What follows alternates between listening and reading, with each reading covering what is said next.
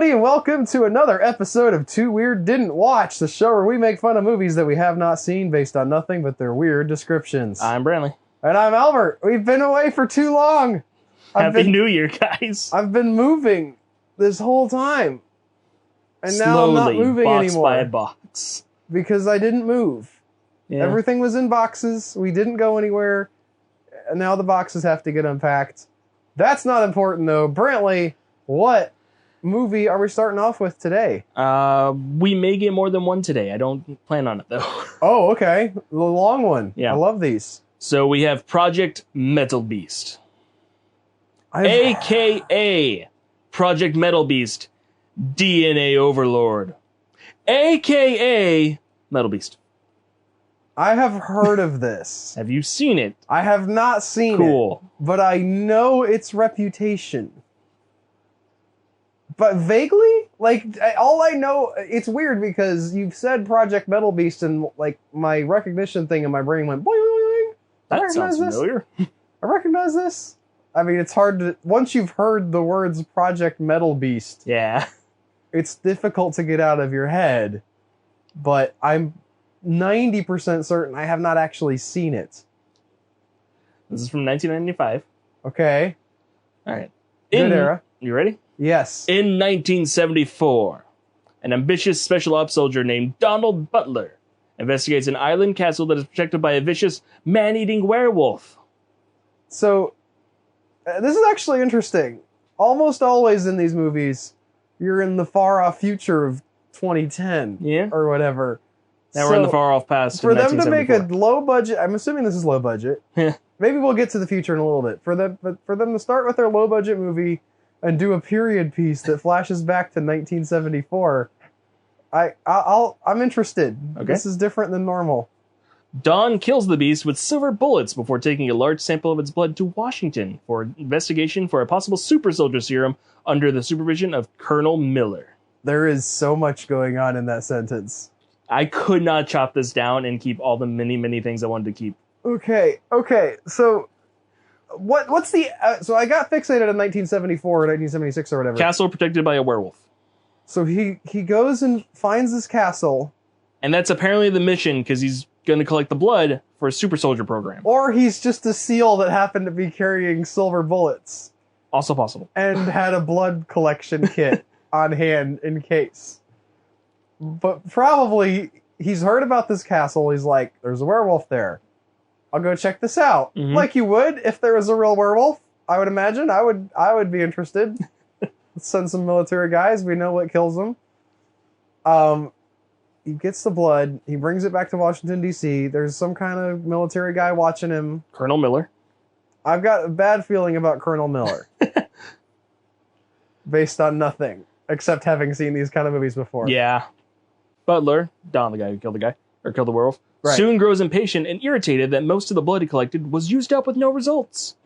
Come on, guys. I want to kill the werewolf for you and you're wasting all the blood. Don there's just drinking it. There's like a 55-gallon drum, and he's just like, I don't know what happens if I put it in a cup and drink it. This is not scientific. Taking matters into his own hands, Butler injects himself with the last of the blood directly. And So you were kind of close to the mark there. what, they didn't try that before? I mean, I think they were trying to, like, figure out what would cause the thing without just stabbing people with random blood the guy collected that he claimed was from a werewolf. I mean... Because it didn't say he brought the body. He just collected blood. I guess. They must believe him, though. Yeah. Like, you can't go to Washington, D.C. with a vial full of blood and be like, hey, guys, This is from a I werewolf. need you guys to do some experiments and see if this makes a super soldier or whatever. Unable to control his newly animalistic nature, Butler soon goes berserk, becoming a werewolf himself and killing off another member of the staff before Miller kills him with 3 silver bullets to the chest. Okay. I don't understand what Butler's plan was. Yeah, you can't be surprised by this. You needed silver bullets to kill this thing. You know what happens in werewolf movies, and you're like, what if I was... You know what happens, you moron! And it's not even like he was like wanting to be a werewolf from the start. He just got mad that they weren't getting any results. So I was like, I'll do it myself. And you could have injected somebody else and saw what happened. If it turned him into a werewolf, hey, great, new source of blood. So he's dead by Miller's hand, the general. Yep, Colonel. I'm sorry, Colonel. Clinically dead, Miller orders a witness murdered and hides Butler's body, cryogenically freezing it, as without the bullets, Butler would be very much alive, which I guess maybe happened to the other werewolf, and they have that one on ice. Okay, I've seen this in vampire movies and stuff before, where like the stake falls out and they come back, or... And that might happen to Larry in between one of the movies, like between the, I don't know. It doesn't have to be consistent. That's interesting. Okay, I like this twist. They also did it in like the Jason X movie, I think, or he's just... where they could not kill him. It's like, we're just gonna freeze him and just not tell anybody. Yeah, and the government's like, no, we're gonna use him to make super soldiers. And she's like, that's a stupid idea. We're all gonna die, and then they all die. They all die. They always do. And then they wake up in the future. Love that movie. The glorious future. In 1994, the present, I'll remind you. Actually, no, the past of 1 year. They were probably shooting in 1994. A group of scientists are investigating possible mass skin replacement alternatives, synthesizing prosthetic skin with the metal alloy as a base. So they're making Colossus from the X-Men. Synthesizing what skin? Synthetic skin, prosthetic skin.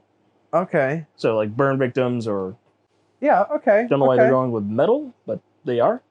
So this guy... so all of the previous stuff happened in 1974. Yes. He kills the werewolf. I knew that happened, but then like the experiments are happening. He injects himself, turns into a werewolf, gets killed, put on ice. 20 years later. 20 years later. And they're experimenting with the metal alloy skin. Completely unrelated. They're just still high on this super soldier idea. Yeah. Do you think that's happening in the government for real? I don't know. I mean... Like a super soldier? No, that did happen. I guess it depends on how you would define super soldier, right? Like, achieve that. They're always trying to get people going faster and better and stronger. You know, like you pick the best guys and then you put them through like Navy SEAL camp and then train them after that for another 2 years in some kind of specialization. That seems pretty super to me, but... Yeah. I mean, we already know about, like, giving people steroids. Yeah. I guess they probably don't do that. No, because there's downsides. And, like, high-stress combat situations that you don't want to have going off. Yeah. Though they're having trouble stabilizing it without it turning hard as steel, they are approached... Okay, the synthetic skin. Right. It's turning hard as steel. They're trying to get metal skin, but it turns out metal, kind of a hard material. I hate to be one of the test subjects that it originally worked on. We're just like, I'm alive. But... You can't kill me! We could just not feed you. No! They're approached by Miller, who, if you remember, is the guy who sent him for a werewolf. Now he's older. Yeah. Are we thinking different actor or prosthetics? Probably different actor. 20 years older? I would just put, like, either make him look younger in the flashbacks or older in the future. I'd probably try to make him look younger in the flashbacks. Pick somebody who's aging, but not, like, old. And then just put, like, black in their hair for the 1970 part. Because that's the intro, right? That's, like, 10 minutes of the movie, maybe? 15, we're guessing? Yeah, okay. Okay, that's fair. If I'm making this movie, that's what I do. So they're approached by him, who offers them human corpses as subjects. Right? To grow their skin thing on, so that way they're not turning people into horrible Do they not statues. have access to human corpses? There's probably like They're the United States government. It's just like... I don't think these people are. Oh, okay. It's just a team working on this, and he's like, hey, really want a super soldier. Been trying to get one for 20 years. Last project didn't work out so well. We're not going to talk about it. I'm still paying the electrical bills for that freezer. Initially hesitant about using the bodies, the head scientist, Anna DiCarlo, finds they have no choice and will face having their funds cut off if they refuse to cooperate. I don't understand this woman's conflict. Like, cadaver experimentation is a real thing in science. It's better than using actual living people, yeah. Yeah, like, what's her hang-up? I'm sure there's... Well, I'm not sure. But I can imagine a situation where there is a real hang-up for this person, but it's not described in this this description. It seems perfectly reasonable to me to try things on a cadaver before you kill a person doing it and make a new cadaver. Yeah. Of course, then you have two cadavers. Guess Double one the of science. them I wonder what it's like to how difficult it is to donate your body to science. You know, like when you die. Yeah. I've heard that it's not terrible. I mean, I don't think you care anymore, so. No, I mean terribly difficult. I'm sorry. Yeah. No, obviously. I think you just put in your will, donate the body to science, and they'll just do whatever they want. You gotta fill some stuff out, and I would talk to my family about it if the time was growing near to be sure that they would be like not horrified. I mean, if you're an organ owner, you're already donating a good chunk of yourself. Yeah, which I am, by the way. Yeah, recommend. Mm-hmm. Check that box on your driver's license thing. As Anna and her team, Larry, Roger, and her love interest Philip Ferraro. Very important that we know that. Is he the guy who makes those Ferraro Rocher candies? I don't know what those are. Oh no! Reference goes over my head, bud. Okay, well, I mispronounced the name because it's actually Ferrero Rochers. So that was a joke. But they're delightful little, like, hollow chocolate nut balls. All right, so the team, those 4 people, right, are given the body of Butler to work on. Which, now, if you've put things together and remember the name of this movie, you can probably guess where things are going. Also, everyone involved is now incredibly stupid. Well, they don't know he's a werewolf. They're fine. Miller, what are you doing? Maybe his funding has been cut, too, and he's like... He can't afford the freezer anymore. It's like, well, we better use his body for something, and we still get the bullets in there, so it's fine. Right? Also, like, if it goes badly, then he's a werewolf who's alive but has metal skin that doesn't move. Which, I don't know how that works out for him.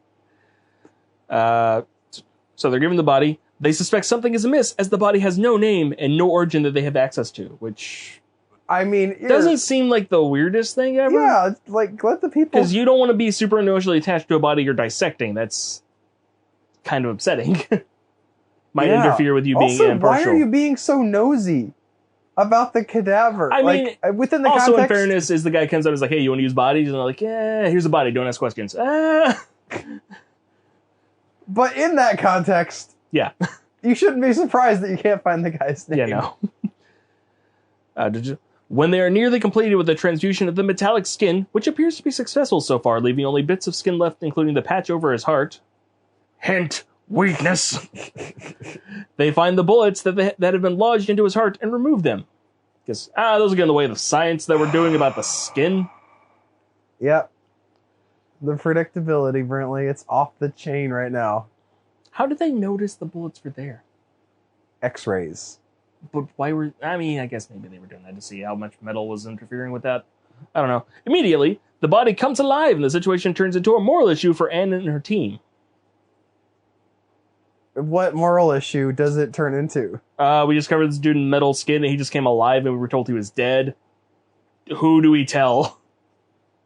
Who do we tell is a good one. But I mean, it's not their fault. Do we fault. tell Miller? Because super shady dude just showed up with the body and told us how to ask questions. Do we go beyond that? Because it's probably like an NDA agreement. Yeah. Can't go public. I don't think disclosing NDAs covers the moral. That's not a moral decision. That's a legal question. That's fair. It's important, but yeah.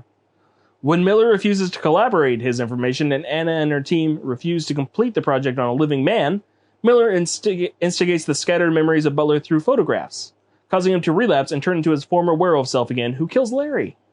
Poor Larry. We knew him well. Okay. He's been mentioned once. Okay. So they're like, we don't want to keep experimenting. I guess. Yeah, because he's like, okay, we agreed to work on dead bodies. This is not a dead body no more. Don't really want to be experimenting covering him with more metal skin, because he's a living dude. Also, what's up with the guy who just came back to life? And Miller's like, how dare you? How dare you question this man who just came back to life? I will show this man traumatic photos of his now probably dead family. Or, like, photos of the aftermath of his rampage as a werewolf. Oh, boy, yeah. Let's trigger that werewolf and PTSD. Turn him into a werewolf so that he kills you because I'm that petty and stupid. He's like the biggest flaw in this movie universe, which is fascinating. Very much so. He's the impetus for everything, but he's also super dumb. Yeah. Meanwhile, Anna investigates Miller's story more by breaking into his office, and she finds the gun used on Butler 20 years earlier. It's a special gun that can only fire these silver bullets. Not any other gun can do it. Also, he kept the gun, because I guess it's special and fires silver bullets. I assumed it was just, he's super lazy. Yes. That's that's what I can figure out about this guy. He's just like, I kind of want a super soldier, but it's hard. You can just shove him full of werewolf juice. Do that. Butler, go kill a werewolf. I don't want to do it. You do it. Oh, you're a werewolf now? I'll put you in the freezer until somebody invents metal skin. Hey, you guys working on metal skin? I got a guy for you to put metal skin on. In fairness, he is very efficient. Yes. Every part of the buffalo. But, so it's just, he just like shot him like twice, and I'm going to imagine it's a revolver. There's still 4 bullets in there. He's like, just throws it in his desk. I'll get you later, I guess. Well, I already have these 3 silver bullets. He could wake up, and I don't want to go get more. I'm just going to stay in this one office forever. It definitely doesn't need to be cleaned or protected from corrosion or anything. That's not how guns work. I also love that she finds a gun and it's treated like a revelation. He is at least a colonel, if not a general at this point. He would probably have a gun, lady. Yes, he's in the military. They're well known for sporting firearms on occasion. After discovering Larry's death and finding the now half-formed werewolf that Butler has become, so he's like monstery bits, which probably saves on special effects if you don't do the full face. Yeah. They attempt to reverse the process, only to find that the grafted skin has solidified. So he's like a metal-covered werewolf monster. What process are they trying to reverse? Like him being alive, maybe, or the skin? I mean, solid or not, you could, I guess, rip this guy's skin off. I guess maybe the problem is that it's solidified in a way that they can't remove it anymore. Yeah, because it says it turns hard as steel, which is probably still magically flexible, again, like Colossus. I'm sure, yeah. It's just painted on. Yeah. I'm pretty sure I've seen some clips of this. In like YouTube or whatever. I did not watch the movie itself. Okay. But my brain is telling me this guy just has silver spray paint on some of his skin. Yeah, that's probably it. When Anne and Ferraro, who I would remind you is her love interest, hasn't really come up at all, but he is, according to the description. Thank you for reminding me. I would not have remembered. I went off on my candy rant. When they leave, Butler transforms again, killing Roger, who was left behind to sedate him. He wasn't already sedated. It's just like, all right, he's unconscious. We're going to go get pizza and probably have sex. We're going to go figure some stuff out. Get the sedative together and put it on. We trust that you can handle this. This is totally a horror movie. Nobody left alone with the monster is ever in danger. Now loose, the new Metalbeast, who is played by Kane Hodder, a.k.a. Jason Voorhees, and several other things, but most importantly that one. Was this before his main work as Jason or after? This was in 95, so this would be after. Okay. Prior to Jason X, which we did discuss, which was about Jason getting metal parts. Huh. Unrelated. I got really excited about the metal prosthetics. I want to be a metal-covered monster. I want to do it twice. He begins to kill off the doctors and soldiers in the hospital. So I guess they were just in a regular hospital while all this is going on. It might be like a research hospital. I think that's the real thing. Fair enough. In order to prevent him from getting out, Anne, Ferraro, and Debbie, who's here now, lock down the facility, trapping themselves inside with the Beast. That is a cool setup. Yeah. I think that of all the stuff that we've had so far, all of that sounds really basically lame overall, like in how I can envision it being executed. But the monster locked into the no doubt trashed and lights going on and off hospital. Mm-hmm. Yeah, your emerging lights flickering. Right. With these two people being like, we can't let this thing out.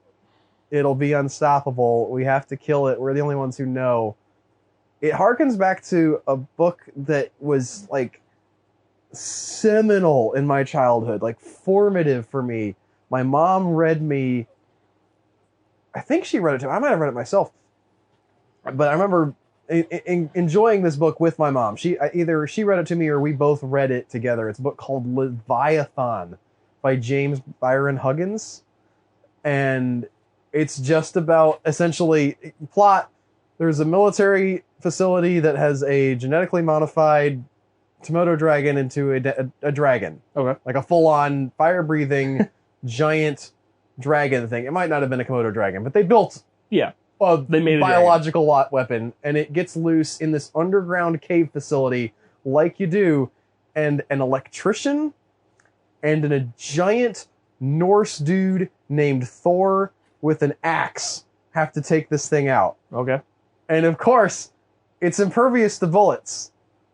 They've developed like a mesh skin for it that like it absorbs bullet impacts, but bladed weapons have a chance. So Thor whacks it real good with an axe, and then Electrician Man comes in and like drops like all the heavy gauge electrical wire in its path and zaps it and knocks it over things. And like the final thing is he has these two wide apart cords that the thing is like, well, I can just walk between them. But then he shoots a grenade at it. It's a phosphorus grenade, and the gas and the ball zaps it right through the phosphorus. It's all gone. Leviathan was a great book. I wanted to see a movie of that so bad when I was a kid. So bad. It could happen. Oh, man. It could. It may have already happened, but if I haven't heard of it by now, it's absolutely garbage. All right, so Miller shoots Ferraro. Again, the love interest. Not of him, but of Anne. All right, yes. Who allows the girl to get away with silver-tipped rockets they had made to kill Butler.